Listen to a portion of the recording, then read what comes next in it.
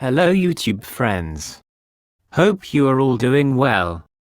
In this video, we will discuss about Iran nuclear deal nears. Saudi Arabia is rebuilding its stake in Lebanon.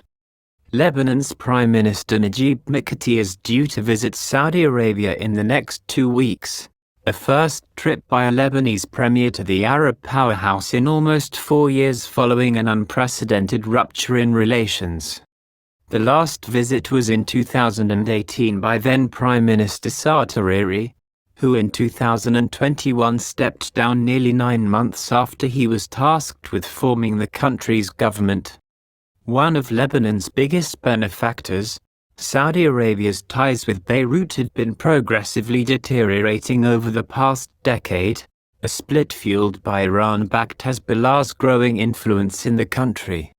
This came to head in 2017 when Hariri, once Saudi Arabia's main ally in Lebanon, resigned in a televised statement from Riyadh. Lebanese politicians said he was forced to take the decision after being detained in the kingdom. Hariri and Saudi Arabia denied those claims. The tensions culminated in a break in relations in October following Lebanese Information Minister George Kordahi's open criticism of the Saudi-led coalition's war in Yemen. The comments were made before Kordahi took office, but Saudi Arabia and other Gulf states withdrew their envoys from Beirut after recordings of the criticism resurfaced. The minister subsequently resigned. Lebanon has for more than 2 years been suffering from a financial crisis the World Bank says is one of the world's worst since the 19th century. The Levantine country's woes have been further exacerbated by political wrangling, corruption and disputes over a delicate power-sharing system. Ties with Riyadh seem to be on the mend, however. Saudi Arabia and its Arab allies Kuwait and Yemen have said they'll reinstate their ambassadors in Beirut. The Saudi ambassador to Lebanon also hosted a Ramadan iftar banquet, which was attended by Lebanese leaders and former officials. The relationship for a number of years has been problematic because the Saudis had a sensible belief that Hezbollah is the dominant political force in the country.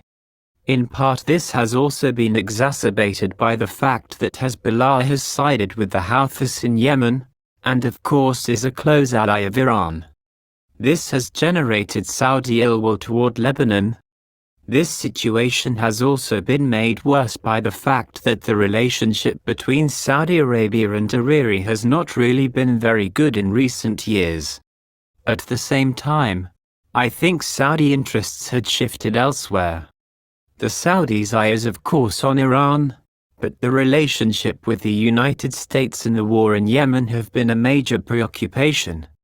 There is a new way that the Arab countries in general are dealing both with Syria and Lebanon. The opening toward Lebanon is something along the lines of the opening toward the regime of Bashar al-Assad. These two aren't completely separate. The Arab attitude today is that they need to engage more with Syria and Lebanon.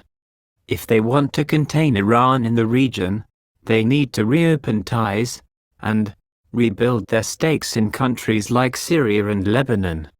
And therefore it makes sense for them at this time, particularly if the JCPOA, the collapsed 2015 Iran nuclear agreement currently in renegotiation, is going to be signed, to take a new position, no longer a policy of isolation, but a policy of building up their stakes in both countries.